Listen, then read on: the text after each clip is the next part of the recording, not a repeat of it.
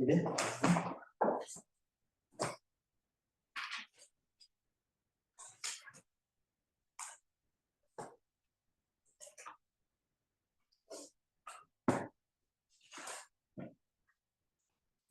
Okay, I'd like to call this meeting to order. Town of Dayton Board of Health regular meeting, Old Town Hall, 1111 Somerset Avenue. The time is 1:02 exactly. We'll start with introductions. I'm Tammy Mello. Vincent Hebert, Board of Health member. Pledge of allegiance.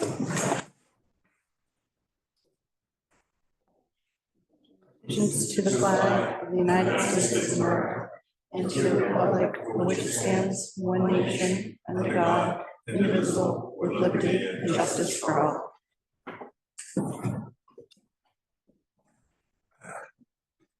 Starting with reports and announcements, we're going to start with the health agent first. Is he on? Give him another minute.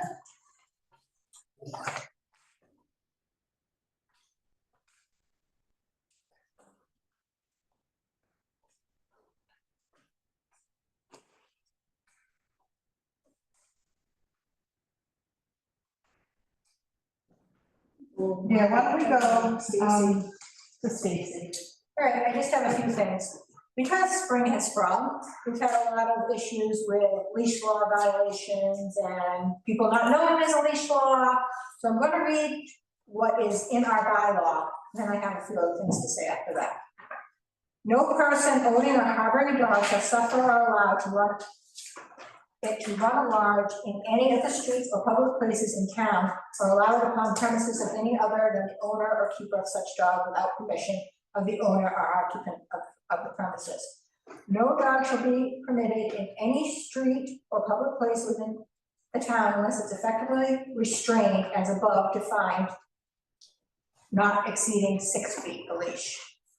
With the exception of service dogs defined under Title II and Title III of the ADA. All dogs are prohibited on any public park, playground, or school. This is where I have a lot of problems, people coming back at me. You are not allowed on any of the town hall property at all, any park in town or any school, even if it's after hours. Dogs are not allowed in this unless they're service dogs, true service dogs. If any animal is found running at large, there is a violation and we can cite you. Usually gives personal warning first, and then after that you get cited. The other thing is, state requires dogs to be licensed in town. And to get a license, you need to have a rabies vaccine. So I've had a few that I've had to send violations to because their dogs were running at large and they were not licensed or had rabies vaccines. By state law, once I know you are not licensed, your dog is not licensed and has a rabies vaccine, it's $50 a day per dog. If it is unlicensed and unvaccinated, it's $150 per day per dog. Licenses are $5 unless your dog is not spayed and or neutered, and it's a little more. If you have 4 or more dogs, you need to have a kennel license. It's very simple. I'd rather pay the $5 than $150 a day until I can get it done, because sometimes you can't get into a rabies vaccine for almost a month because you have to have an exam. We do, or the Animal Control and Bristol Ag do run twice a year a rabies clinic. $15 for the rabies vaccine. We don't ask any questions unless we see a wound. You get a vaccine and you leave, and that's all you do. You don't have to pay for a exam or anything like that. So there is no excuse not to have a rabies vaccine. Not only do we do it, but other towns do it too. The other clinic coming up is. It'll be October. Yeah, we have one in April, we have one in October. We should just promote that on the website. Yeah, we did the April one. Did April? You said it's in August? No. Held in April and October. October. I move to office manager. The only thing I have is the Massachusetts Health Boards Association has an annual conference. They've extended the invitation. The fee is covered by the grant, so if anybody was interested in going, it's a $625 registration. So it's a nice conference. It is a 2-day conference. I asked her to send me the agenda and times of everything. So And once where I is get, she hasn't said. Is it usually, do we know if it's usually local? It is. Oh, okay. It'll be somewhere. As soon as I get the information, I'll share it with you. The other thing I have is What is it, Liz? Massachusetts Health Association. It's for the Health Boards Association. Mhm. I asked her what if she could give me like an itinerary of what's going on, what days, and if you would be interested, maybe either one or both days. So once I get the information, I'll share it. Okay. Okay. Actually, it's important.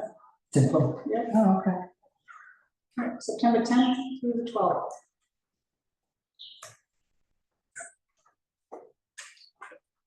All right, so still no Matt, so why don't we, let's circle back around for Matt. Does come on Zoom. We're gonna go to old business, A, review, discuss, act, on trash bag vendor agreement. Vinnie, I think you were working on that particular form. Update.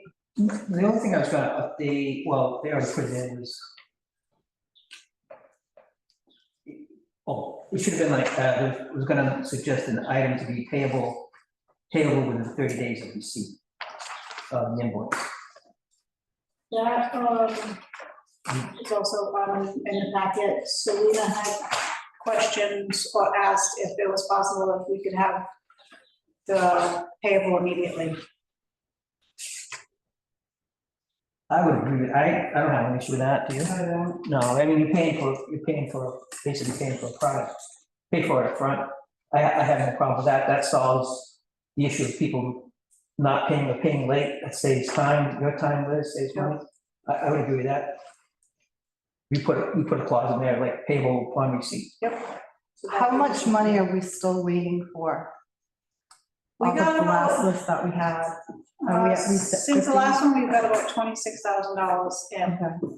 We've gotten the majority of the local vendors. Hannaford's has paid a little bit, but they still have about 40,000. I saw the emails go back and forth. It looked like that was making progress. Yeah. Yeah. So you've been in touch with them? Yeah, it's a tedious process. You have to open tickets and then they do their investigation and Yeah. so it does take some time, but in the meantime, they did send me probably about 16,000 of what they owe. Yeah, I'd say like make it, Payable if you agree, upfront. payable upon receipt, On receipt. and then see if we have any of the vendors that drop out because of that. They shouldn't, but Mhm. like I said, it's a service. You're paying for a product. You should pay for it up front. I think it's gonna alleviate a lot of issues. Yeah. And a lot of what you're doing right now. Yeah, chasing them. Like I said, it saves. How many hours are you spending trying to chase them for things that should have already been paid? Yeah, it's definitely tedious. So I'll add that to the agreement and then I'll email it to you and then if you're okay with it, we can, do we have to bring it back? Or can we just send it to the selectmen? Okay, so once you guys get the email, just approve it and then I'll send it to the selectmen. Okay, so Vinnie, can I get a motion on that? Yeah, motion to change trash bag vendor agreement to payable upon receipt. I step down, I second that motion. Can I get a vote? Aye. Aye, motion passes. Moving on to 1770 Oak Grove, the betterment program request.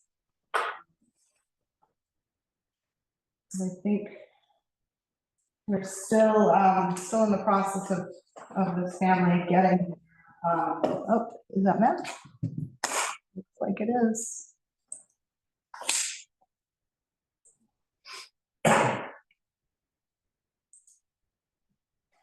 Hey, Matt, Hey, Matt, maybe? he was there.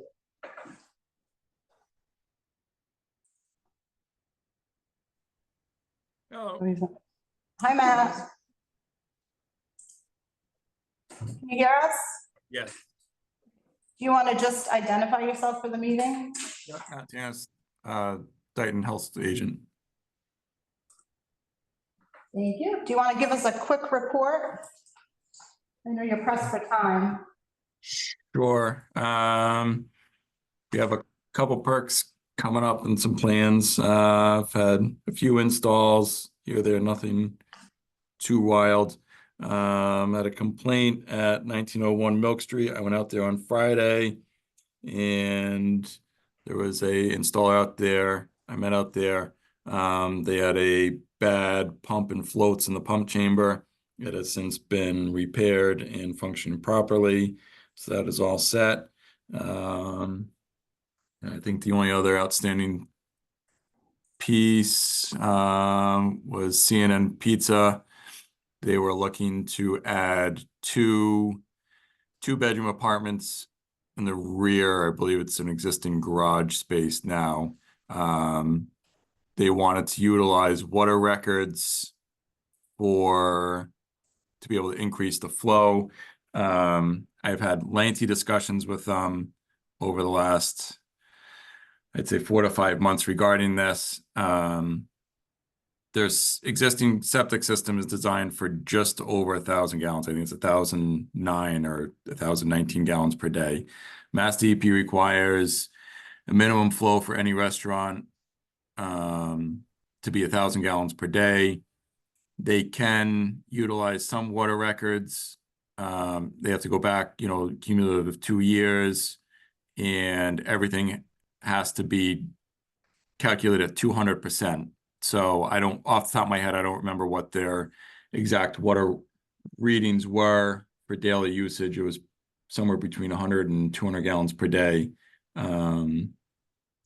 But in order to utilize that for the increase in flow, you'd have to double it. So we'll say the restaurant is utilizing, even at 100 gallons per day, you'd have to calculate it that they would be going forward using 200 gallons per day. And then the increase would have to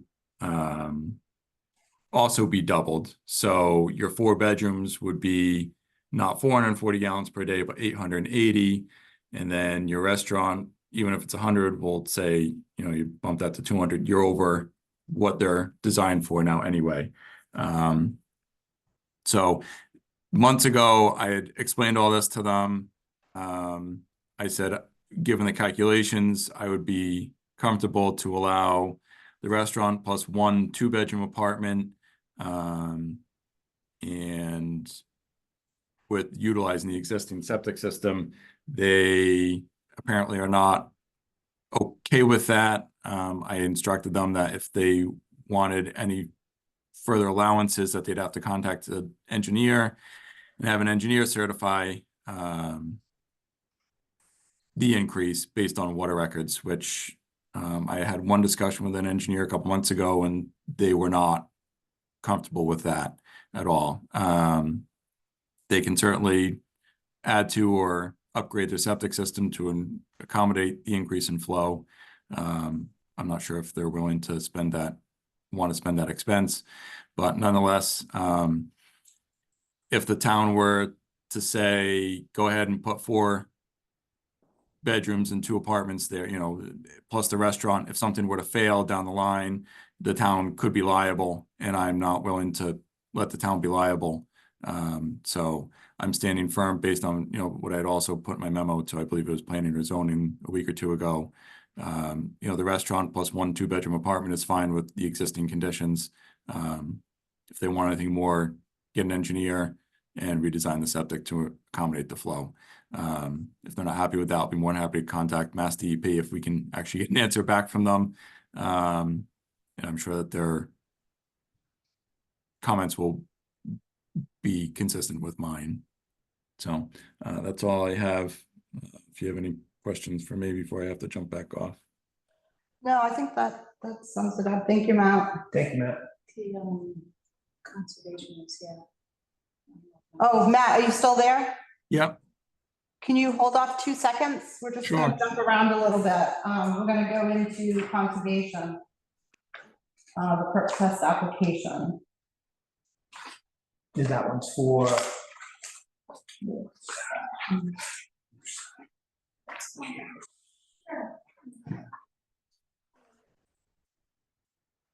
Oh, okay, yep. So. Yeah, search baskets. manholes. I don't think we have any motions on that. You don't need anything to do with that. I mean, that is what it is, Right. that's why. You want him to say anything about We it? need to make a motion to go, skip to Okay, item 5E. okay. Can I get a motion to skip to 5E? Yeah, motion to skip to 5E old business. Step down, second that motion. Can I get a Aye. aye? Motion passes. We're back at E, conservation purpose application. Right, Matt, do you have any comments on this particular area that you want to add? I think we've talked about this at quite length. If there's something that looks like it's gonna be, within the wetlands, then we'll send it to conservation. If not, then, certainly most repairs, repairs are repair. New construction, I think, winds up getting circulated anyway, but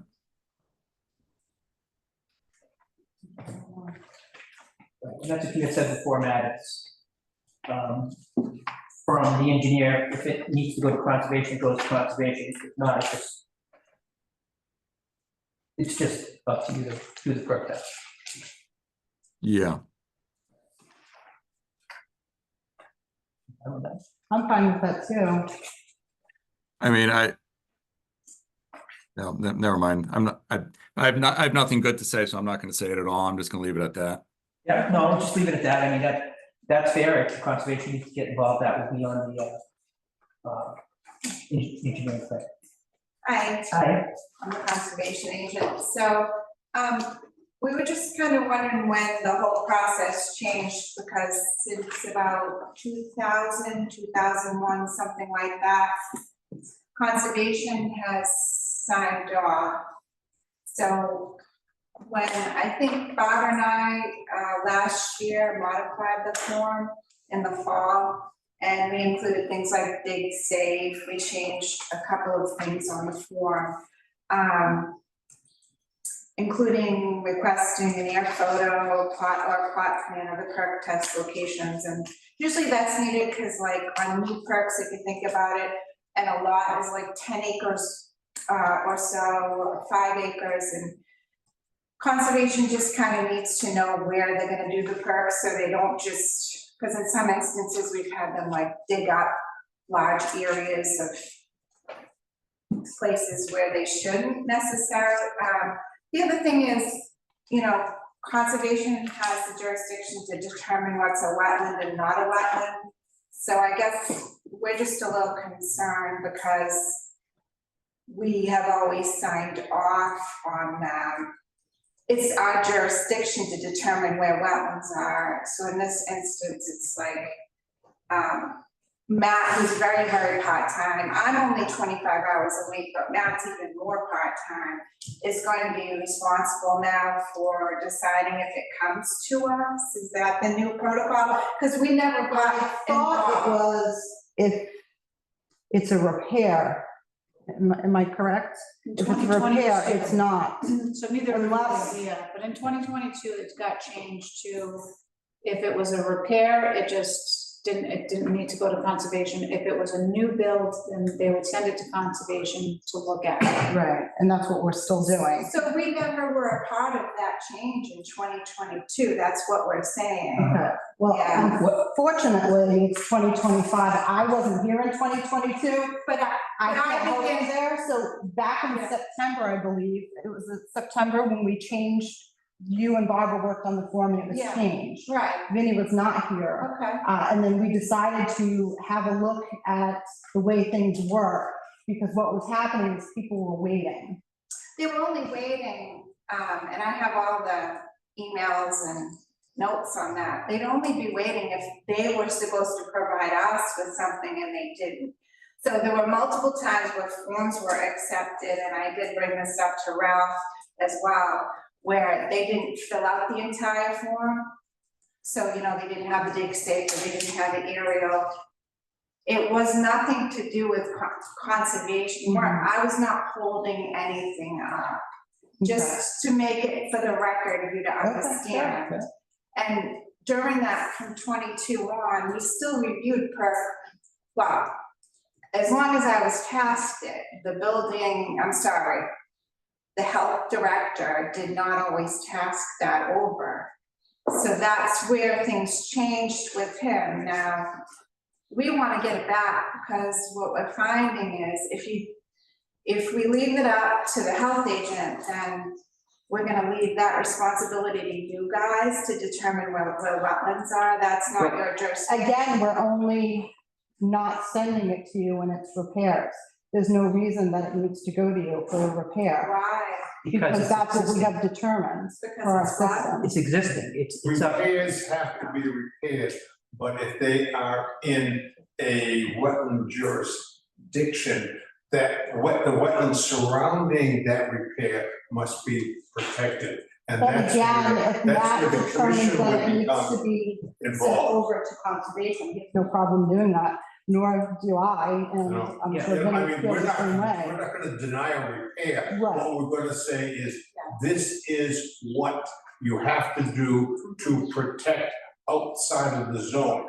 So you don't pile up the dirt, the soil in the wetlands and then try to reclaim it and destroy it. Mhm. That's where our jurisdiction comes in. And which- So again, we're not there to deny it.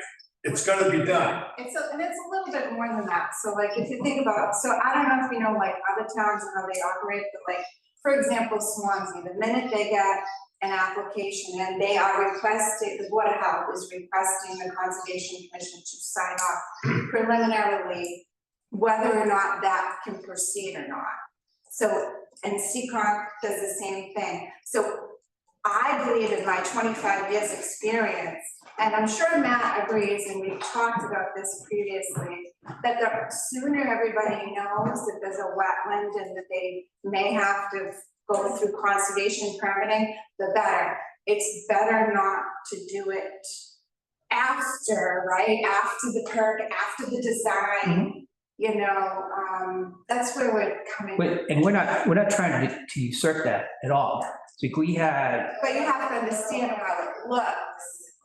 right, but what we did is we had a long meeting, we had Matt, we had Ralph, we went through protocols, and no protocols, really, for the Board of Health. So after input from Matt, and what we found is that when the engineer designs a plan, say it's a new property, and it needs a septic system, right, or it needs a perk test, the engineer will designate on the drawing that it is wetlands or it is not wetlands. If it is, that's what conservation will permit. If it isn't, there isn't a reason for conservation to be involved. That's not true. Matt, can you comment? But it's up to Lisa as the agent to determine, not that engineer to determine if it's wetlands. Right.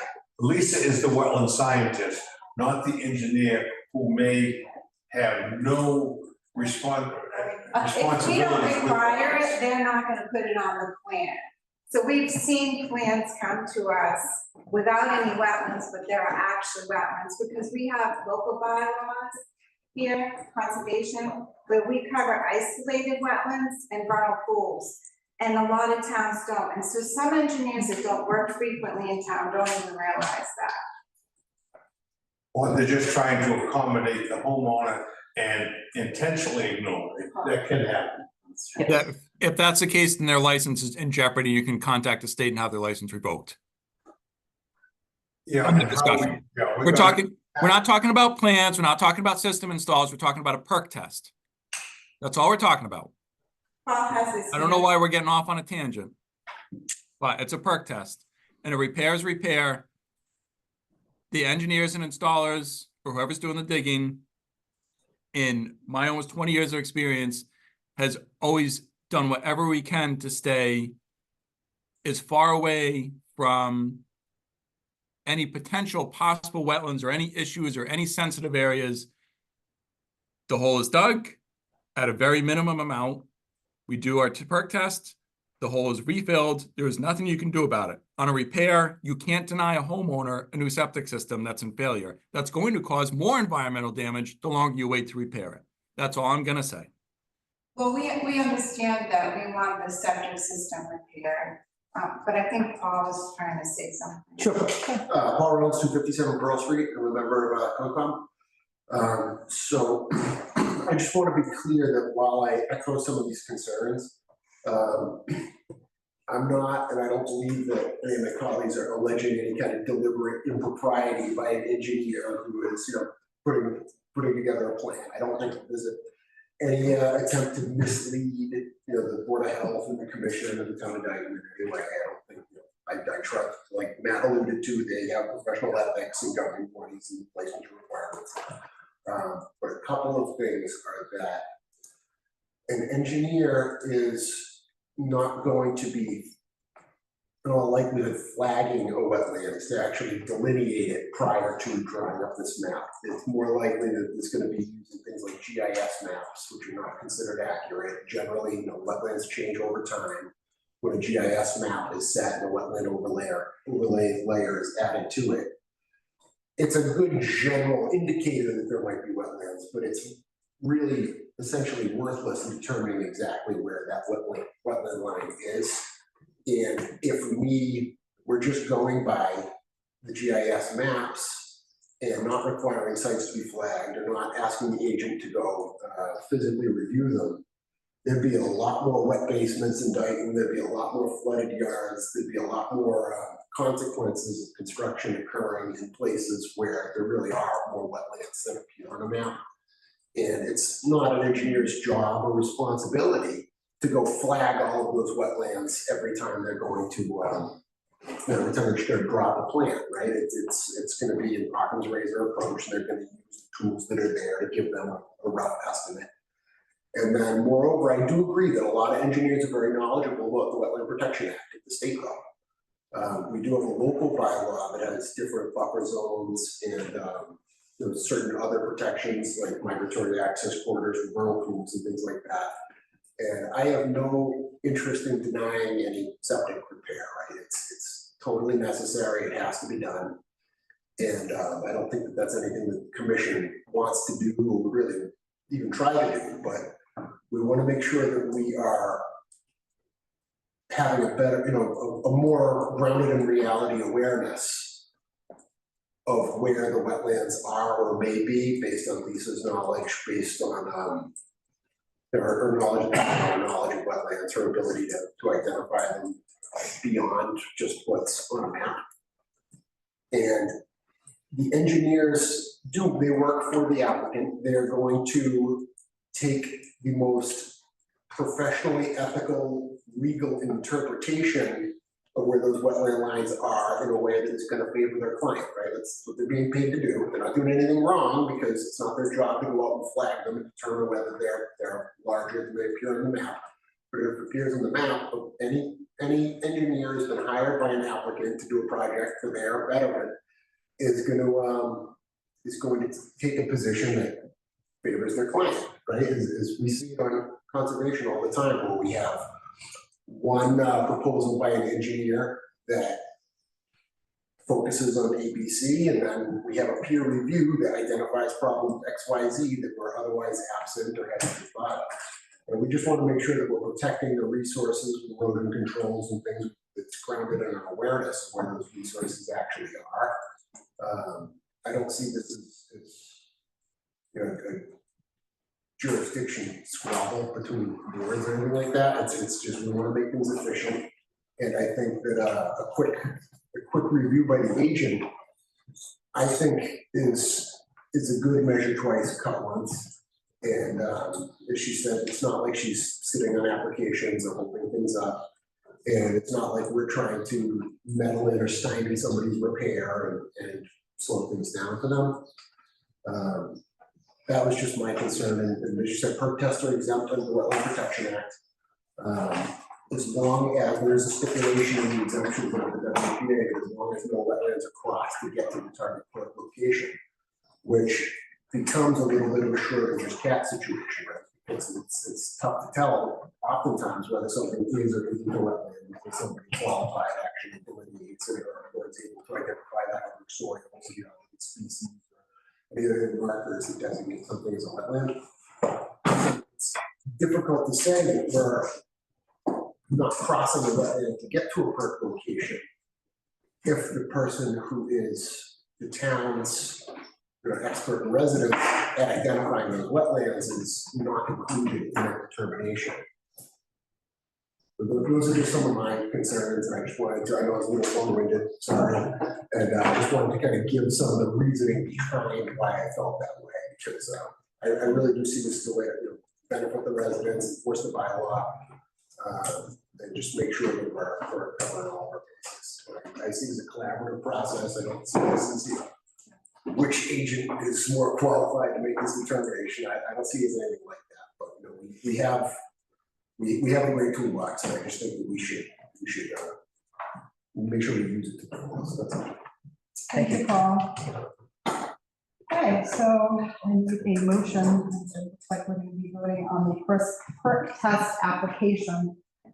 So I believe the only change that was made to the form is $50 fee, correct? So a $50 fee may apply to the Dayton Conservation Commission if deemed necessary by the health agent. So that was the only change on that particular form.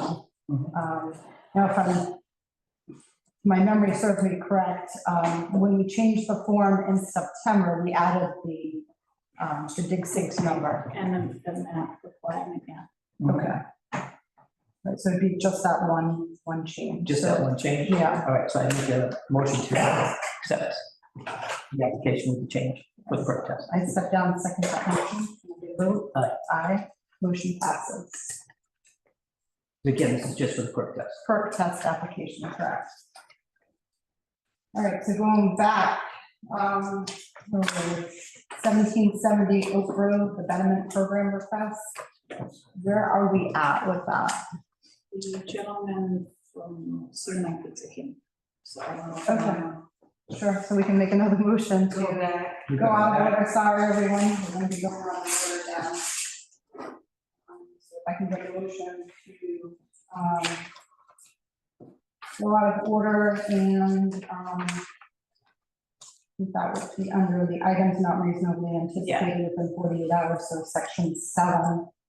Can I get a motion to reverse the order a little bit? Motion to reverse order to jump to item 7, items not reasonably anticipated within 40 hours.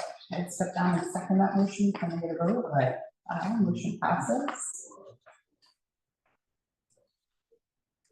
Hi, how are you?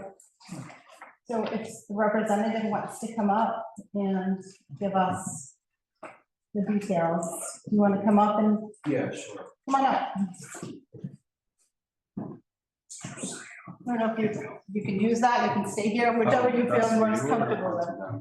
I'm sorry? That's for you or for? Yeah, Oh, you can do it, yeah. Yeah, So just tell us who you are. yeah, sure.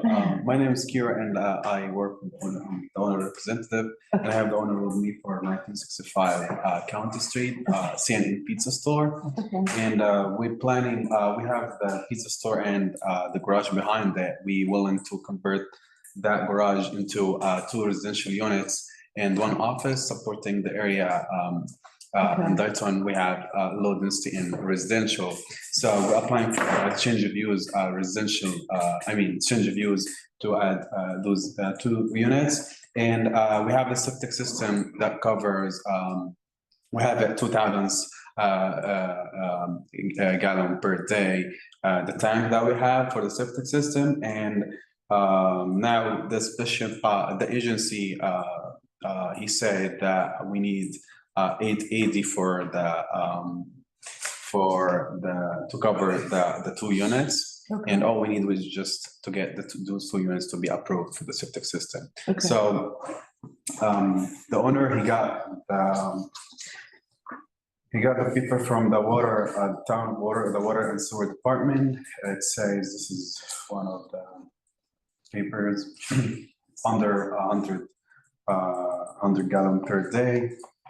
This is 14 units, unless Yeah, So I think in this case, so we have the report from the health agent. Mhm. I think in this particular case, we can make a recommendation to you and to the owner. I'll let Vinnie speak after me, but I think it's probably recommended that he goes through the process, maybe the Title V, getting an inspector, and then possibly an engineer to say whether or not all of the plan that you have would work for that particular particular situation. So I think it's easier because we're going by what the health agent has reported to us. So in his report, he denied both apartments. I believe that he said there could be one, but the system wouldn't allow for two. So I think in order to save a whole lot of time and annoyance, I think it might be easier if the family went through the process. okay, I think that would be a little bit easier to do. And it's not real, it's the health agent's doing like what he's supposed to do, right? He's going by guidelines from the state, he's going by guidelines from DEP. He spoke with an engineer directly to see if there was a way that this could be done to get you what you want with the two apartments, but there isn't. So you could reapply to get one apartment, which would be supported, and that would be okay. But if you wanted to go forward with the two, then it would be something you would have to, go to the state. You'd have to increase the septic and the water flow as well, Matt, right? I don't think he's on. I have to go back. He's No, he jumped up. But according to Matt, would be not only the septic, but it would also be the water. The water flow would have to be increased, to that 880 gallons. okay, so, Per day. And the reasoning behind that is also like, you could say, oh, there's only gonna be one person in there. But maybe further down the road, there isn't. Maybe further down the road, it's two people, it's three people. We're not gonna monitor that. We're not gonna know that, right? And then, then it's in violation and then it comes back on the town. So we go by what Matt goes by, Matt Tanis, who's the health agent. But he's also going by the guidelines from the state. So that's where we're at. You could have one apartment there if you reapply, or two if you increase the septic and meet that water flow. okay, I got it. Instead of starting, with just doing the one, if his intention is to do the two apartments, it might be easier just to go through that process. And we have no problem down the road looking at what you have once you go through the Title V inspector. Yeah. And then, hiring the engineer, as long as they, come up with an appropriate plan. You We have no could problem doing that. you could bring it to us beforehand to make sure that before you go and spend the money, that it all is gonna work, and we could have Matt review it and go, yeah, that's fine, and then we can go forward. Okay, so I'll start with the Title V inspection for that option. So Yeah. going back to his option or his approval about 2 bedrooms. He mentioned that, I know that it's calculated by bedrooms for the residential, Yes. correct? So can we have those 2 bedrooms separate, split them into 2 apartments instead of one? Because we already have a bunch of area, like the floor plan. I'm architecture designer and the floor plan is wide open. So So what you're saying is have 2 apartments with 1 bedroom? 1 bedroom and 1 bedroom. So the total That would be a are good question. 2 bedroom, same number of bedrooms. That would be a question for. Yeah, what we can do is maybe ask Matt about that and have him. Yeah, in Get in touch with the, you? That yeah, might work. in the meantime, also, we have the restaurant, it's 20 seats. And 24, that's the license, and but he already got rid of 1 table, so he has only 20, and he's willing to remove 1 more table, so the I total. think it would still be the same, unfortunately. I think it's by restaurant. Yeah, this is the restaurant, Yeah, but I yeah. mean, if we're gonna do, this is gonna be like for the option that I'm saying, 1 bedroom each apartment. And if he said something, we can also do that option, like, I'm just saying that we have already 20 seat and, Yeah. it's an extra I option. for that. believe that he looked at that because I believe that that's something he already spoke to you about or spoke to the owner about. So I think that was already taken into consideration and that was still the outcome. So I think you're still better off perhaps talking, hiring someone. We can mention to Matt, maybe he can give you a call. Do you have a business card? It's my car. I'll grab one. Okay, Yeah, perfect, and then yeah. just drop it on the table and we can make sure he gets it, and then he can call you. I don't know that answer, unfortunately. same 'cause option, He's yeah. the professional, he's the expert in that category, so Yeah. I don't want to give you the wrong answer. Yeah, I will, excuse me, I will have the first option with the Title V to be inspected to see Sure. if we're willing to do the 4 bedrooms, but I will need that answer for instead of one apartment to be 2 apartments in the same number of bedrooms, Right. just 2 bedrooms. Right, got it. Okay, all right, thank you so much. You're very Thank you. welcome. Thank you for coming. I'll find out from Matt. Okay. I'll keep calling you, Peter. I'm sorry. I'll talk to Matt and then I'll give you a call. Okay, I'll grab a business card too as well. Thank you. Thank you. All right, so going back to the 1770 government program of tax. I'm sorry, you started to say where we at with that particular. Yeah, so I edited some applications that I found that other towns use, Yeah, okay. and I tailored it to Dayton. I gave it to Ralph and I had a chance to look at everything. Just the law firm. Yeah. So there's just one change I have to make on it, but Okay. if you are in agreement with those applications, that's what we would use. Yeah, I mean, everything that I reviewed looks okay to me. I just don't want to scale me up anymore. Yeah. Yes. So the first step would be for them to submit. So if I may, Mr. Sure. Chair, so we've been having conversations with the homeowner. And they haven't proceeded with anything yet because we haven't had a betterment program in process. Right. So once we have a betterment program process through the agreement of the Board of Health, we could, I would reach out and then he could, he didn't want to say his septic system failed because then he Right. had nothing to do, but if the Board of Health is in agreement with it, we can get the ball rolling. Yeah, absolutely. Yeah, that would be good. So Serena, did you want to continue to add anything to this? Okay. Thank you very much. You're welcome. All right, so I think it's just approving that application. So we can go forward with the Yep, I think it's process. fine. Can I get a motion on approving the application? Yeah, motion to approve betterment, application. Can I step down and second that motion? Can I get a vote? Aye, motion passes. And hopefully that can move on and Yeah, it's good work with, there's a lot of reasons. we can get that done. The Middleborough and Lakeville Boards of Health are very helpful, so. That's Okay, good. so maybe you can take, yeah, a little bit. No, it was really good. There's a good lot of work on it. All right, so moving on. 2651 Pleasant Street update. Don't think Matt had an update on that last time. No, she's not here. Ellie, Jones? so I called Ellie, after we had, some input from that. And,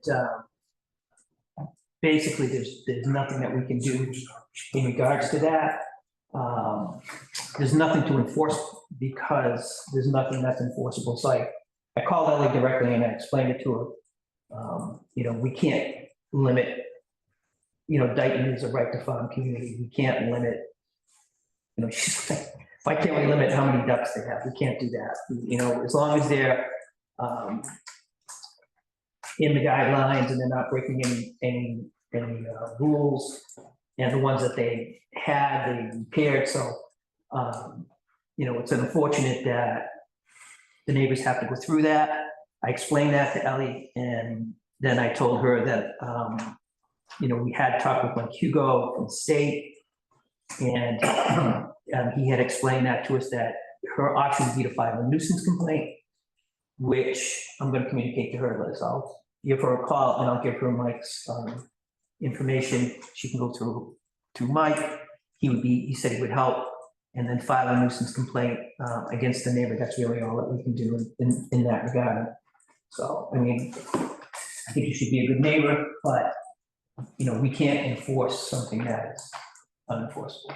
So, And I think we still need to wait until this weather breaks, if it ever breaks and gets warm. I know that we all said that we would go with fixed season. That's something, I went by there today, Sure. and it is definitely flooded, and it's going to get even more flooded. Yeah. But I want people to be aware, she does not have 100 ducks on that property. If she has 30, it would be a stretch. She has other birds on the property, which you don't see. But I went by there and I could count 10. I know there's more than 10, but there's no way there's 100 ducks on her property. Yeah. There are other birds. She has peacocks and chickens and exotic chickens and that kind of stuff that you don't see because they're behind the garage and you see the back of their coop when you drive down through the park. But I went by, they're all fenced in and there was maybe 10 that I could see. So there's probably 20 to 25 ducks. I know people have said there's 100 ducks. I have never seen 100 ducks on that property. Those are her words. I know, but I have never seen 100 ducks on that property. So we're gonna go down that tack and then hopefully that will go forward, but there's nothing more than we can do in that. And that, there's nothing you can do, there's nothing that Matt can do, so hopefully it gets resolved that way. We'll keep an eye on it. I mean, I'm sure that she'll file another complaint if she doesn't get any resolution from the state, but there's nothing more that we can do on that. So Okay, so enough on that, I guess. we're gonna have to make a motion, we can make a motion just to keep an eye at some point. If we had to, once the weather breaks, to go to the site visit. We'll do a motion to plan a site visit for 2651 Pleasant Street. Once the weather breaks, maybe you can go to the state. Sit down, second that motion, can I get a vote? Aye. Aye. Motion passes. Okay, moving on to D, curbside recycling increase. We have a PowerPoint presentation in our packet. We do, but which one is it under? So I could say the current price, It's this one. Yeah, Do you want, No,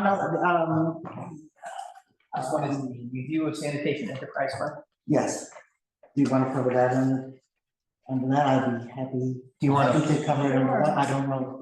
You wanna This refers to the Borges contract, which I had sent. Yes. So maybe we'll handle this one under pay-as-you-throw trash bag divisions. I think that's maybe the presentation is more. That's more for More that. applicable to the enterprise fund, Okay. if it's the. Sure. Right. If it's the board. So, no, again, we have gotten as, maybe where our curbside pickup is set to renew. Went out with Mr. Borges, and he gave us good numbers. He gave us a pretty good contract. I just wanted to present the numbers to the Board of Health, so you're aware of it. I know it's in combination review by the Board of Health, Waste Reduction Committee, before it gets approved by approval by the selectmen. We're just pretty much in line with what it has been. There's been an increase in fees. Primarily, the increase is a result of the increase in these do fall under prevailing wages. So I think it is as close as it could, but those are the numbers we already budgeted the numbers. So that's where I think I can answer any questions regarding the Borges contract. So we did, I know we did about 2 months ago, this is correct, and others associated numbers, we received some increase in the recycling fees, which we also put into our anticipated increase in the recycling fees.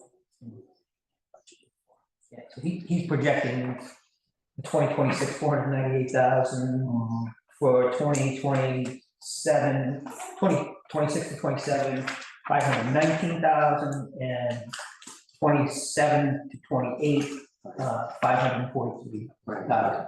It's quite an increase each year.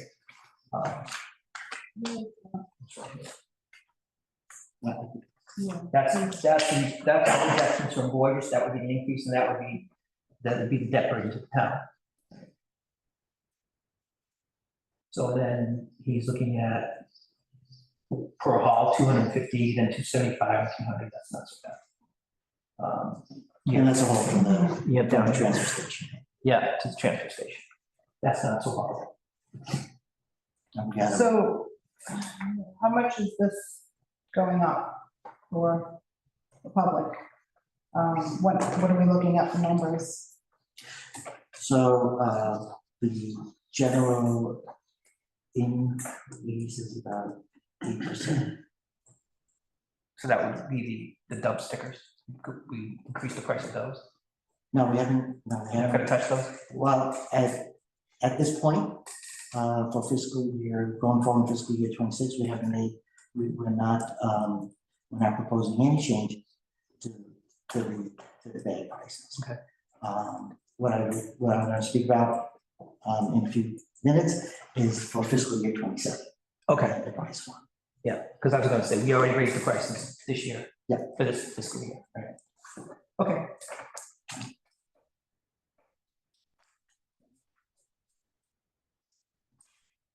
So these were all these 8% increases per year. From year one, year two, year three, from 498, Just, summer, looks about that, yeah, right?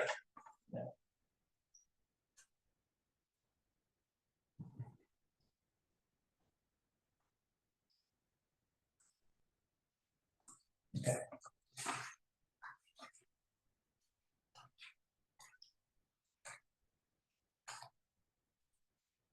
So do we need to approve that, or we're just gonna move on to the presentation? Can we do the presentation? Where do we have to? Can we do that? Again, you write the presentation is if the town accepts the enterprise fund, right? A lot of the calculation of the fees will fall upon the Board of Health and Waste Reduction Committee. So I want to present this to you so you're aware, so you know. It's Because, going up. I mean, I did go through it, because you'll be presenting this to the town as Yes, well, right? Yeah. The town will vote on this? yes, Okay. at town meeting, June. So I'll load up the presentation, we'll go through it and then. Okay. Yeah, it's gonna come back. I'm trying to hear you. Okay.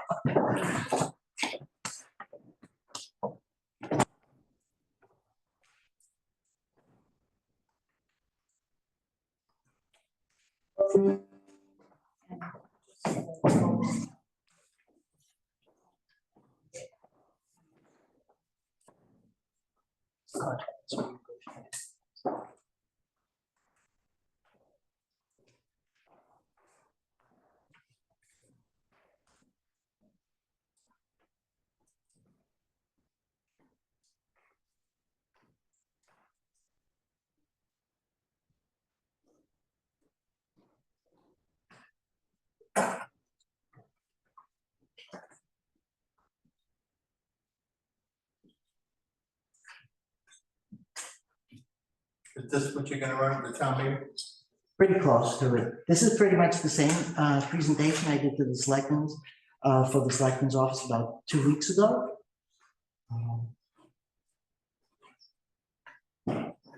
Close, we can't see it.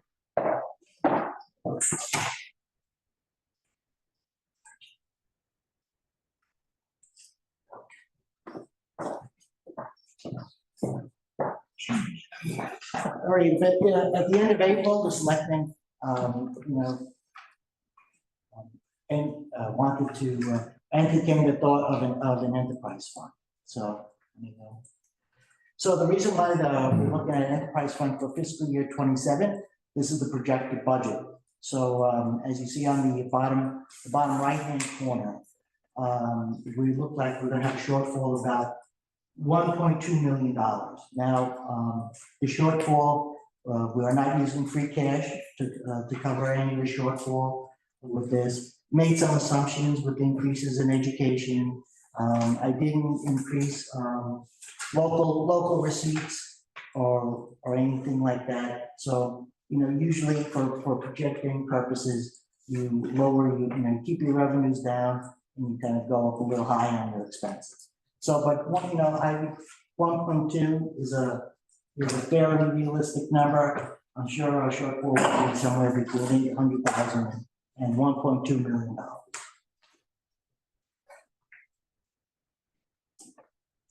So, the selectmen are acutely aware of this. So how do we make up that shortfall for fiscal year 27? There are several options that we're looking at. One is a reduction in service and personnel. Some of those personnel reduction is pretty easy to figure out. Service reductions may include privatization of trash pickup. Next one is a debt exclusion. Right now, one of the reasons why we have such a significant shortfall is that our obligation to Bristol Plymouth and Bristol Aggie all are paid out of general funds. Right now, that debt number is about $720,000 a year. Next year will be $810,000 for fiscal year 27. Fiscal year 28 will be north of $200,000. I'm sorry, north of $900,000. The other thing would be a Proposition 2.5 override, and lastly is the enterprise fund, which we're going to be looking at right now. So when enterprise fund is a fee, it's a fee for services. So when we look at what are the relative services that the town provides, as you can see, the largest chunk is education, not very similar to a lot of other towns. You can see that we provide public safety, fire, and highway services.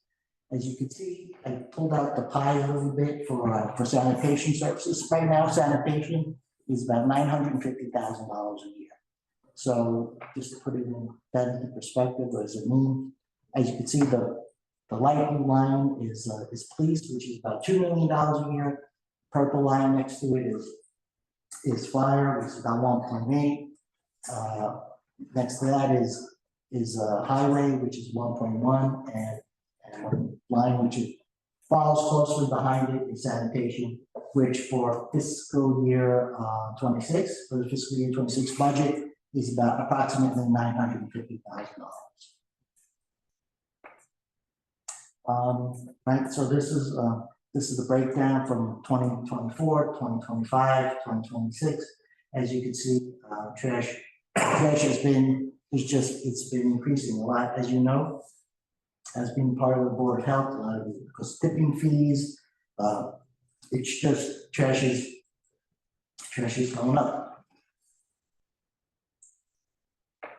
So what is it? What is an enterprise fund? An enterprise fund, the Commonwealth of Massachusetts allows towns to sort of break out the services, utilities, which they provide to the community, and as a separate entity fee. Same way we here in Dayton, we do it for sewer, which is an enterprise fund.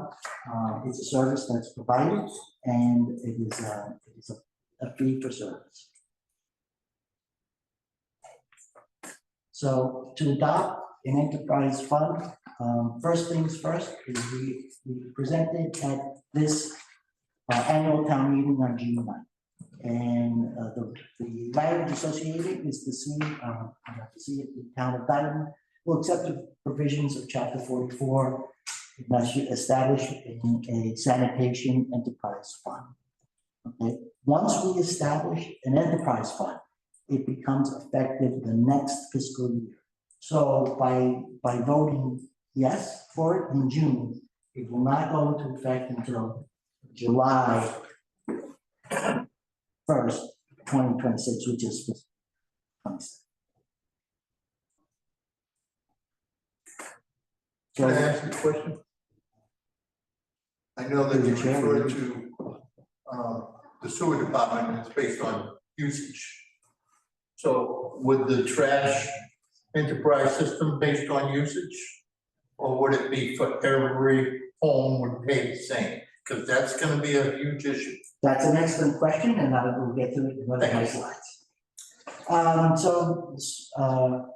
So how do we implement an enterprise fund? Right, we establish the enterprise fund at town meeting, then you establish the budget, and then a funding and accounting system, and then every year you do an analysis to make sure the fees you collected match the usage.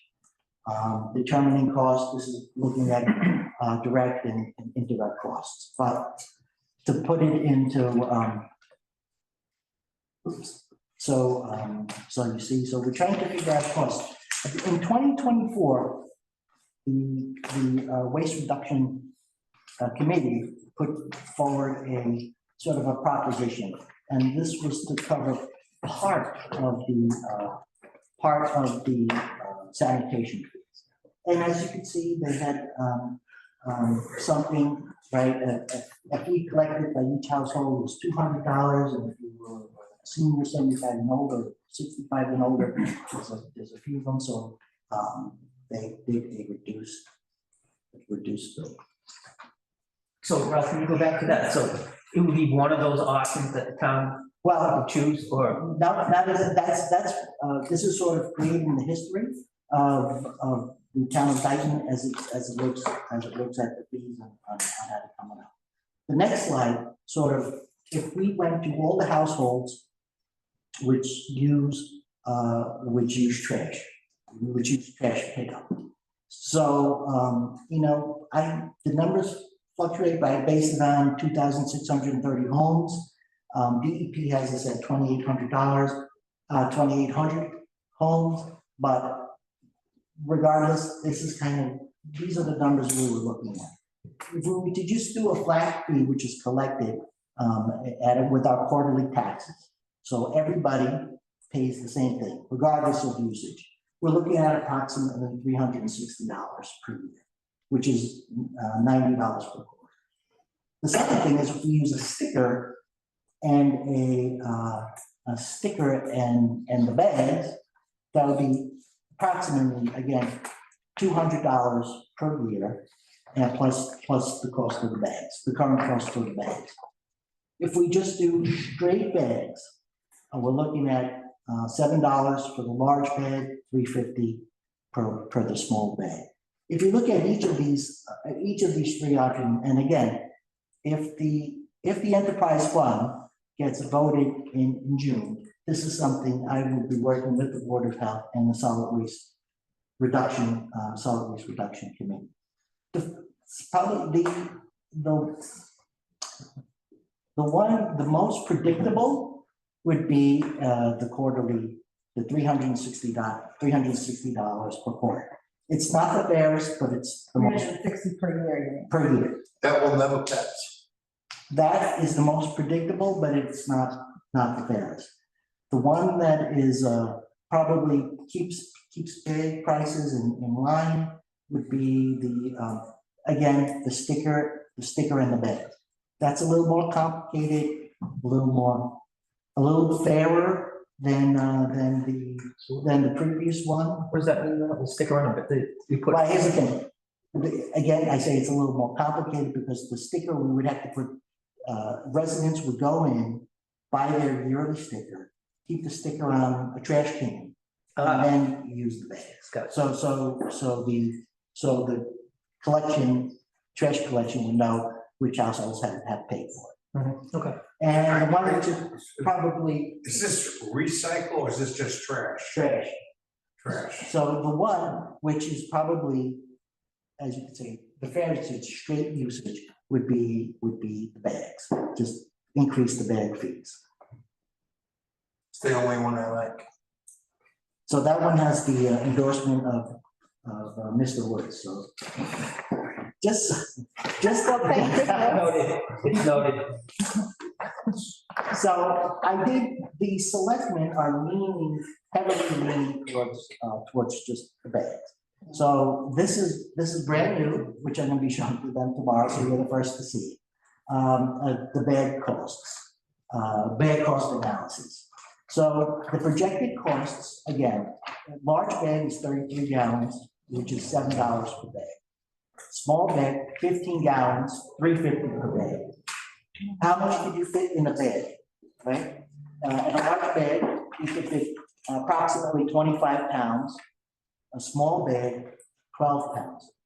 Well, how does that translate? In 2023, the average household in Dayton generated 1,241 pounds of trash. So again, if we just use a 4% escalation in fiscal year 2027, right? With 350 this year, it'll be about 382,000 next year. Estimated household use. If everyone just uses a large bag exclusively, they use 49.64 bags a year, that comes out to $348. Small bags use 103, $362.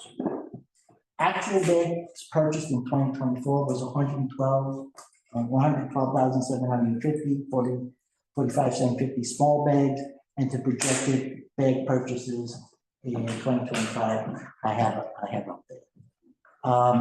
If I put that up there because if fiscal year 2027 bag sales match 2025, the projected sales, using the same numbers, $7 and $3.50, that means that we would have collected slightly over $1 million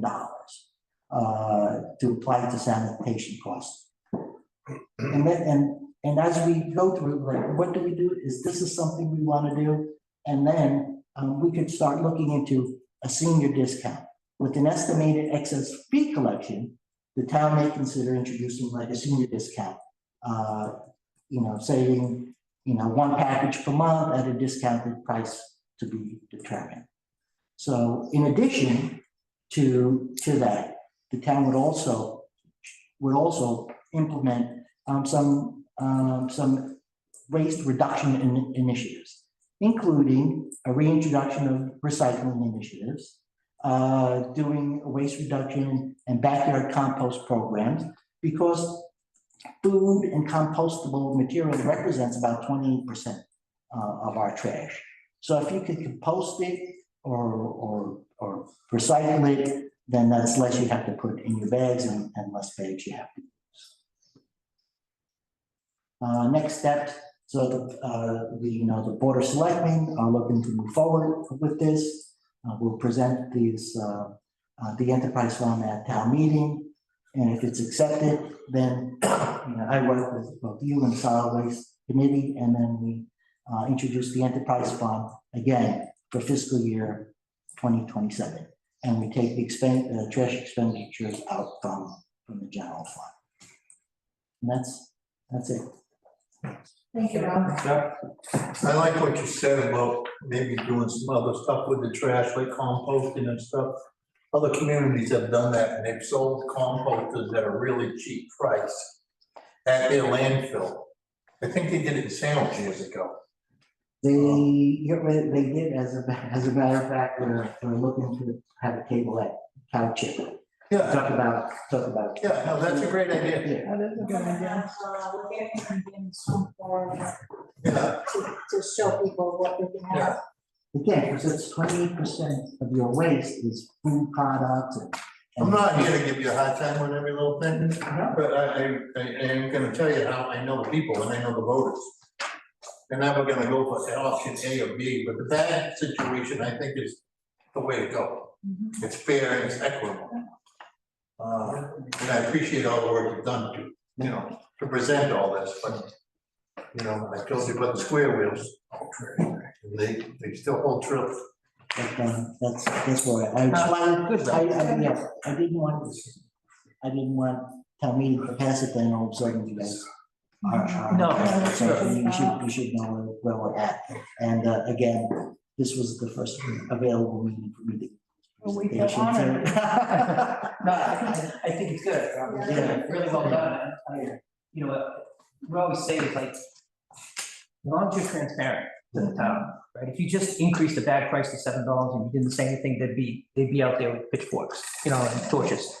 But if we can explain why, these are the reasons why, and the costs are going to increase, And I think it matches, as I said, we're very, we're very close to the budget shortfall.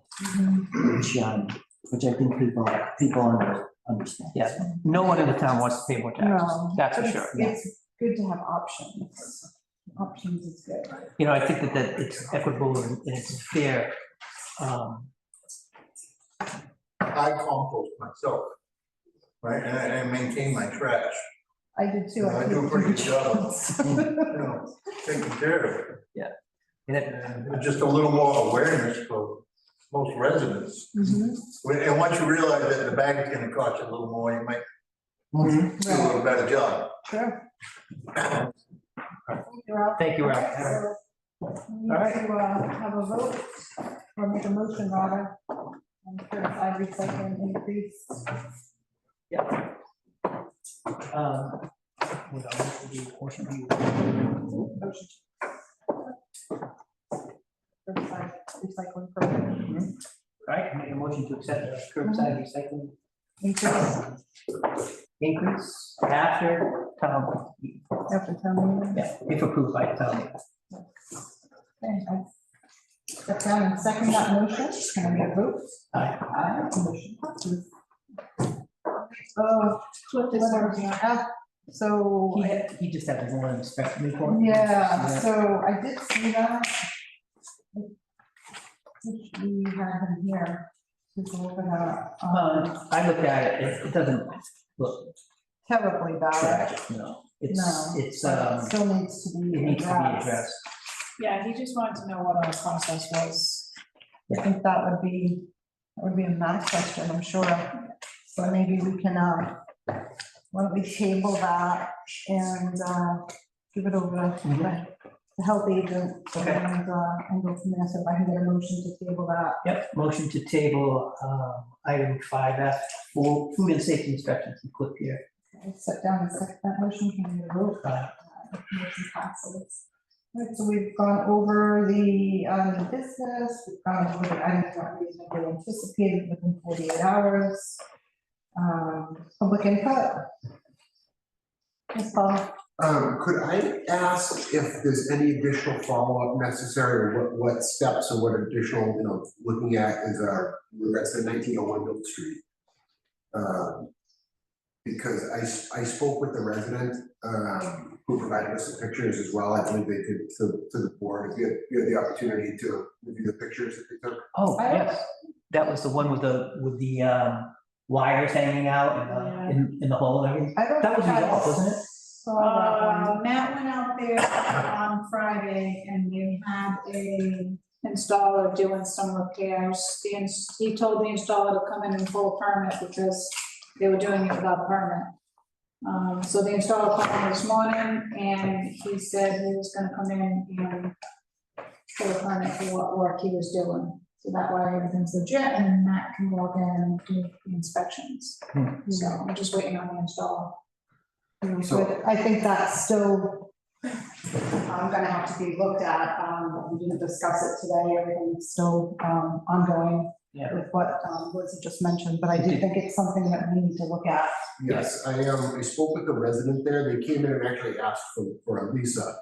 And they provided us she had a conversation with her, had a conversation with me. They provided us a bunch of pictures. They said this the last 2 years, so for 2 years, according to the testimony from the resident,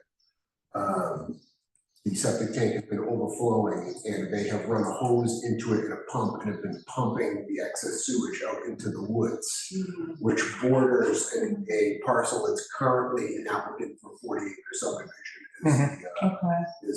And that site, there's an adjacent wetland directly behind that property. Yep. And, This is the resident, that's person filed a complaint. Yeah, Yes. the renter. So by the time Matt got out there, Lisa had already gone. So the homeowner started covering up his tracks before Matt got there. I tried to communicate through Liz to Did Matt, you- but I never get a call back. I never ever get a call back, just so you guys know. I don't know what's going on. Well, Did you do notice realize he anything? works Yes. another job, so he I only keep my has phone on Fridays. after hours and I Yeah. tell Liz I'll keep it on and I keep it on Well, Fridays and I never get a call back. Probably would probably call you back on a Friday unless it was Never. extreme emergency. Yeah. Did you notice anything when you went out there? Because by the time you got there, everything was fairly. Yeah, I have photos. There was a hose and there was a wire, so they were clearly pumping stuff out. And the renter told me that, if too many, because there's a lot of people living in the house, if too many people are running water and showering or whatever at the same time, like her son couldn't be showering and her running the dishes, it backs up. Yeah. And that she's seen toilet paper go in the woods.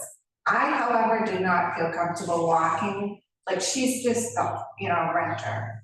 So I didn't feel comfortable walking the whole property, but it was obviously concave in that area, like there was something going on with the septic system. So hopefully they're mitigating for that. Yeah. Not my, Yeah, Well, Matt going there would have prompted building to go in and do inspection on the plumbing and electrical. But yeah, Matt didn't have the opportunity to go in because everything was done. what do you mean everything's done? Everything was gone. The wires were gone, the hose was So gone. I think what They covered their she's saying is tracks. after you left, they covered their tracks and removed everything. Yeah, So, You have photographs. Yeah. I submitted. I don't think it mitigates what they're doing. yeah. No, it doesn't. No, I don't think, So I don't think it there does would have to be that. It's something just where that everybody was on scene. they probably quickly, I asked him Try to hard. I asked the installer to come in and report on what he found out there because. Yeah. They said it was obviously, not running. Right, 'cause that's their professional responsibility to report to you what they found. Yeah. Well, I mean, couldn't you guys require Title V inspection? Isn't that just what he's gonna do? That's what I asked him. Yeah. So when Matt goes there, that's what he would probably do. And then hopefully that resolves that whole situation. Yeah, But clearly, I mean, again, I can't say for certain, but they got a heads up. They quickly covered as much as they could, but it's not gonna stop what they're doing. They're doing the same thing. They probably just buried it and so that he couldn't see it, but Matt was gonna know that when he goes there. And then I did see the photos, we saw the photos. yeah. And then we'll see what Matt says, and then we'll go from there. So now there's something that might be enforceable, right? So then we would just take whatever steps that we have to in order to make sure that they're, in compliance. They would have to be. I'm waiting for the installer to come pull the permit and then Matt can go out there and do the inspection on what he fixed. Mhm. Okay, So there'll definitely be more information coming. And if this does end up being a septic repair, this is a great testament to a circumstance where communication between Concom and Board of Health on a septic repair could be beneficial, especially when we're dealing with what might end up potentially being a large scale contamination of wetland. absolutely. I mean, I agree 100%. We definitely have to communicate and keep those lines of communication open. Yeah. But what we're saying is that we're gonna rely a lot on like what the engineer says and what Matt says. And so in other words, it's like, we don't want you guys to go there every single septic repair. We don't think that's necessary. And if there's even an inkling or a thought that it should be necessary to say, hey, conservation grade, and that would be Matt's call, and that would be, a call we would make. Again, we're not saying no to any repairs. We're saying if, they're determined that they're necessary, it's clearly a violation, like this one is clearly a violation. Right. So if you look at this, and they've been dumping sewer down that far into that hole. And I know enough about environmental science, not a lot, but it's gonna run off and it's gonna go into wetlands and it's gonna pollute. That's easy, that's an easy call. So yes, then we would definitely get you in there.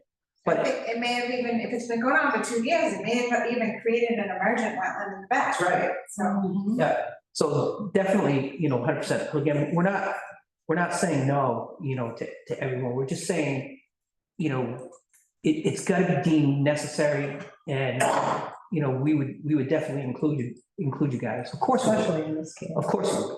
You know, we're not saying it's gonna be a blatant no, that's not it, no, not at all. Not at all. We're just trying to think of like, you know, cost savings, you know, to the town, but also to protect the town as well, right? So it's both sides, it's both sides of the coin, right? Yeah, it definitely, to me, I mean, in our experience in dealing, because before I was here 5 years ago, we had a complete volunteer board. And Charlie Mello, who was in his 80s, did the best he could to review things, but, you know, things did fall through the cracks. They relied on looking at some wetland mapping that was online, which is completely inaccurate. In Dayton, we have much more extensive wetlands. There's large transition zones. There's woodbridge soil everywhere, which there's a lot of farmers, so over the years, they dig areas, and then once they become scoured, and it's like, they develop hydric soils. In any case, so a lot of high groundwater, actually not. Well, the entire town of Dayton's out of water. I live on a hill and I get water. Exactly. Yeah. So you understand, but, you know, basically, we're just trying to avoid the situation where, say we get a call, they were digging early this morning, right? It would save a lot of headaches if I could say, oh, yeah, I know they're doing a perk there. Just the communication, which is why I think we brought it to the Board of Selectmen's attention when we were talking about the permitting compliance team.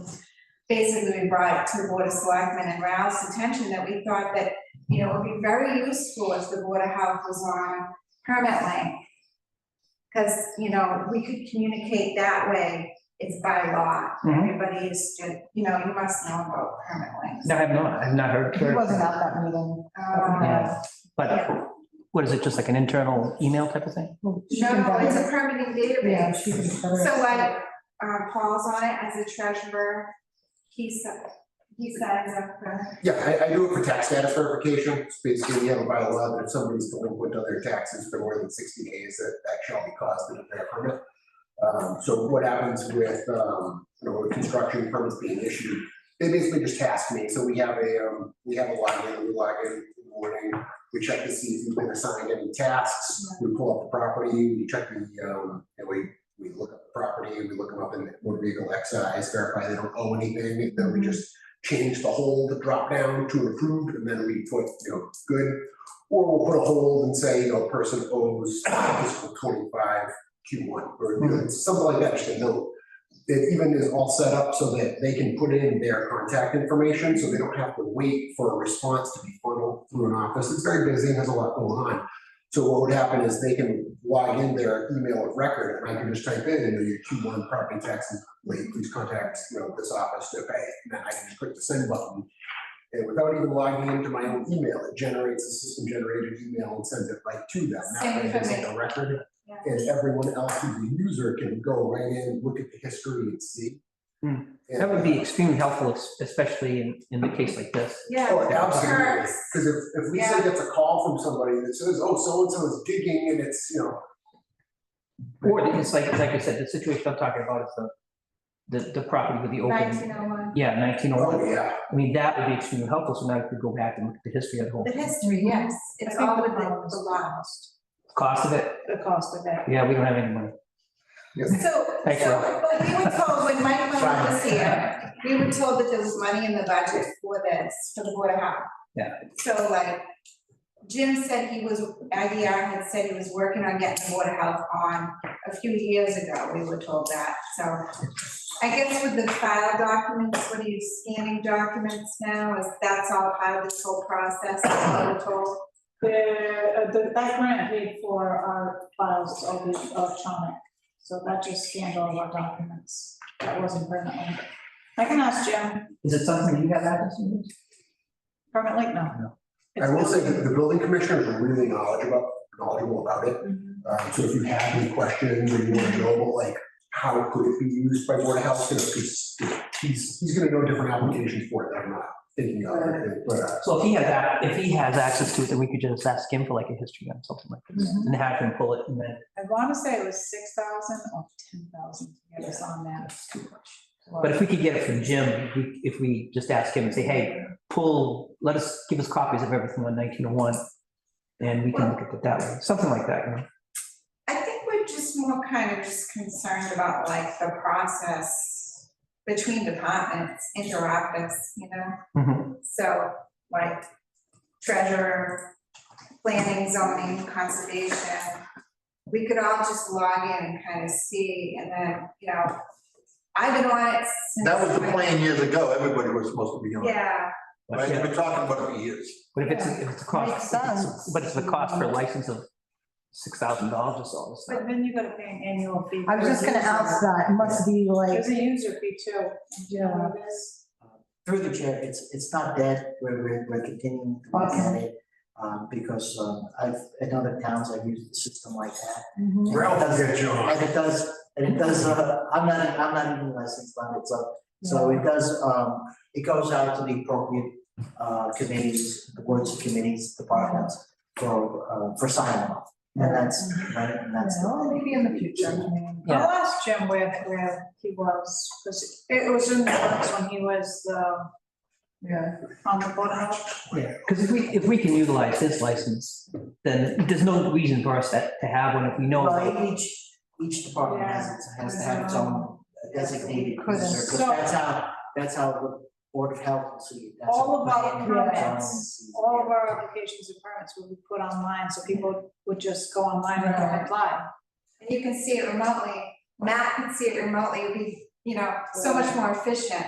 Right. Just a suggestion from another board, we've found that it really makes a difference for us to know what's It going on. sounds great, it's just the money part. I'll find out, maybe We'll have to wait and see how that runs. I mean, we're all for it, but Yeah, we we gotta did. wait and see. I'll see where the money is, what line it's on. You can pay online, that way you don't have to collect tracks and remember, you can pay online. No, the money in the budget for putting this on there. If All Jim right, has so do it. we have anything else? I don't mean to rush everyone. I'd like to It's know. nice to dream about all these I things got about one things. question, Tammy, if you Sure. don't mind. Yeah, About the health agent that works on the weekends, do you have any intentions of getting a health agent that works during the week?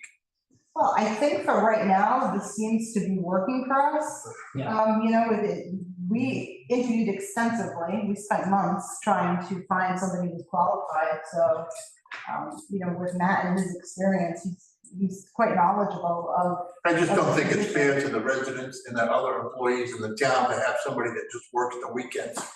You know, if something's going on, there's nobody else here. And when everybody else is here, he's not here. But you realize he's only being compensated for the hours he works, he's not. I do, yeah. He's But part-time, I so mean, we it need to only have a makes health that. agent that's here during the week, Right, so if right? there Who can work was, with the people that are working. if there was an emergency, he is available, he would be available. We also have Cliff. Right, I just don't We think have- it's right to have a guy working on the weekend. Yeah. I just don't think it's right, and Well, it doesn't benefit the town at all. The communication with Lisa is just about nil. I mean, she's off on the weekends and when she. It might be good to do an inspection. But you know, I'm sure if you asked Matt, he would say the same, so. Well, you know, something Matt was just on I here, don't and know. he seemed like he was coughing an attitude, uh, right?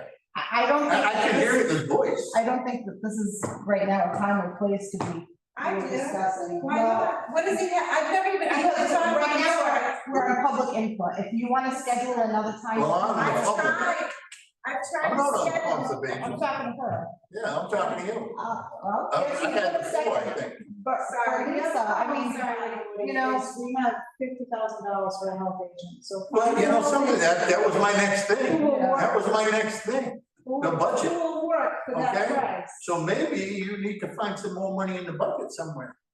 Where would you find that? Enterprise fund. Oh, I bought a couple of bags. What do you, You were just did you saying see the? that- hold on. You were just saying that PowerPoint presentation, right? I know you weren't sleeping, you were looking at that screen very No, but So you see that there was a no health money. agent is a very important position, right? It actually Here on the is. weekend, I think it's unfair. And that's why it took us so long to hire somebody. We could have hired many people, but did they have the qualifications or the experience? No. No, so you hire some guy. No, they did And nothing is Matt, he's a An good guy. $80 Per diem. or a food safe course, and that's all the I'm just experience saying, they I think had. somebody needs to be here during the week. It's something we could definitely, He look does at, but, inspections after hours, he's available. Yeah, he does, and again, we have Cliff Pierre as well. We had no luck finding a health agent, period, at all. How many months, Tammy? Well, you know what? like, it's, Six Because months. everybody in Southeastern Mass knows how messed up this department is, okay? And it's been that way for a while. I'm It sorry. doesn't reflect on you because you knew it. I think that most of you are doing a good job. We You are, and I we have appreciate been you both working stepping very up. hard. But prior to you two coming on, Mhm. this place has been a mess. Yeah, I understand, A mess. but that's why we're working so hard to make it better. Recognize. Well, you know something, I think it'd be Oh. better if we have a health agent here during the week. Okay, duly noted, sir. Yes, Paul? So, I know that, Matt spoke with the installer, the septic person, who said that they were gonna be coming in to get a permit. Mhm. And, They all work. I know you're gonna give a little bit of time to let them go about doing what they have to do to make that happen. But just out of curiosity, is the board, is there a timeline, do you think, of like how long do you think before you wanna see the application, or? Cause we're just thinking from a conservation perspective that Well, I think that they're this still is, gonna be taking showers and. yeah, this is something that's gonna have It's to like- be, this is gonna have to be high on our radar, Right. because this is serious. So Right. I think we need to, check in with Matt on Friday. I told him to get in here this week to get the permit. Yeah. Yes, so that was gonna be my If question. we have to, we'll have an emergency meeting if we have to on that particular Yeah. subject. Now, you, Because- or should be, you were saying, oh, check in with that on Friday, but he's off Friday. No, he's No, here. he works He's here Friday. Do you Friday. work Friday? No, No, no, no, I'm not, I'm not. no, he's. No, no, Matt's here Friday, and they told you to check in with Matt on Friday. but I said, No, We no, we will check in with Matt. There's no reason for Paul to check in with him. Okay. Everything goes to you. I find it. Well, this is on, like I said, this is on the top of our radar because it's something that's very serious. Yeah, Right. We both acknowledge that. Right, so it's like, we as conservationists with the resource areas in the back, like, we wanna give, you know, at least I can't speak for the commission, it's like, I wanna give the Board of Health the first bite at the apple, because it's a septic issue, the Board of Health, like, that's how it ought to be. Yeah. But, you know, this might be a DEP issue, this might be. very well could be, yes. Right, so I guess that was my And, question, you know, is like, how long do we give the Board of Health to get an application from them and have a game plan? Right, Before we that's a great skip to question. the escalation? But I do think that in a situation like this, we need to have something, some type of plan in place where, and I'm not trying to criticize Lisa, but coming from my background in law enforcement, I would say that, you know, you sort of need to plan with other divisions. If, I don't know what was said, because I can't remember what was said as far as the complaint. But if it was something that sounded pretty serious, then maybe, I you know, did, I tried to get in talking touch to with other- Liz, Matt through Liz, that's I what did, I did. told you Matt's going Friday though. I did tell him Right. Matt's going out there But Friday. no, wait a minute, let's back up. When Paul got contacted, it was because they had already come to you and hadn't gotten a response. And then Paul contacted me, I waited a day, I hadn't got, you were gonna provide me with photos, didn't get anything. I wanted to be responsive to her, so I contacted her and I went out. And then I contacted you and said, have Matt contact me, but he never did. I actually asked you, I said I wanted to talk directly with Matt, it was important for me to talk, because I want to come up with a game plan too. Mhm. That's the All right, thing. so aside from that, you know, I'm not trying to blame anybody, but maybe in the future, now this would be a prime example of, we need to have some game plan in Right. place. Game plan in place where, you know, if something arises like this, Yeah. we can all, each division can kind of line up and say So let's this, come up you with know. one. Like, Well, absolutely, but I don't think, it's not gonna happen right this second. I think this is something that we need to talk about. You know, again, it might just be an emergency meeting, you know, Yeah. we call it an Where emergency it's meeting. just talking about that particular issue. Right, You know, And it's that- hard when there's so many different topics in one particular meeting, so maybe we should have a special meeting and just, you know, talk Yeah, about that particular. And even if we have to come in on a Friday. Well, we'd be willing to do a workshop with you guys, just to work things out, so we Yeah. don't have to go back and forth for 2 or 3 hours. Yeah, so we'll just say this is a lesson for all of us, not to put blame on anybody, but this is a lesson for all of us that, we all need to communicate and come up with something where if a situation like this arises, how are we gonna handle it? What are we gonna do? Yeah, That way, because this. yeah, we wanna be As we all responsive, know, this seems like right. an emergency, yeah. It's serious, especially with what's being said. If that is true, then we need to have something. Yeah, it's been going on too long, so it's gotta be addressed. Liz says that, Matt's gonna go out there Friday, and then I think we go from there, Liz, right? And then if he, and then that's, and again, like Tammy said, we have to call an emergency meeting, we'll do that. Yeah. And then we can all get together and figure out what's going on. Obviously, this is where this crosses, between both of us, between the Board of Health and the Conservation Committee. But this has been going on so long. It's like, Well, I think there'd be also some other divisions in there. as sure well. would, like, Well, yeah, you mentioned building should have been in DEP, there, building. fire alarms Yep. weren't working, so the fire chief should have been involved in that. Yeah, There should have been so- a lot of departments involved. So that's a big, cross-platform. So who dropped the vote? So, Who yeah. dropped the vote? I know, Lisa took them off by going. but wait a minute, I tipped them off by, Okay. I responded to a complaint. Hey, instead of trying to call people out, why don't we do this? Why don't we set up something where we can all meet and come up, like adults, come up with a plan instead of. Somebody had to respond. Well, They called the Board of Health and nobody did anything. I said an appointment Hold on on. Friday. On Friday. hold on. That's what happens when you got a Okay. part-time guy on the weekend. Hold on. So why don't we set up a meeting? The date today, the 20th? I would say in the next couple, or week, we'd have time. Sure. I'd say week, because we don't want to wait too late, Well, but next come up with Thursday. something. I'm available this Thursday or next Thursday. I'm away for a couple days around Memorial Day. When isn't Memorial Day this weekend? Monday. Next, is it Next Monday? Monday? It's this Monday. Yeah. So we'll come up with something. If I have to organize it, I'll organize it. Okay. Wait, did I just switch to another thing? No. No, we'll figure it out. We'll figure it out. I can text the county directly on my work phone. Okay, we'll come up with something, and then I will, make sure that I check in with Matt on Friday, I'll find out what time he's going, Okay. and find out where we're at with this. Yeah, because Matt will report right back, he'll report to Liz, we'll get in touch with Liz, and then we'll figure it out from there. And then, like Kenny said, we can set up a meeting. Yeah. and- If I don't see the installer coming with the permit in the next day, I'll call him and reach out to him and say, hey, you need to come with the Yeah. permit. This needs So to. I just talked to him this morning, possibly could have came in while I've been up here, so, you know. You know, that's the problem with this part-time guy. Something arises during the week, we gotta wait till Friday for Matt to show up?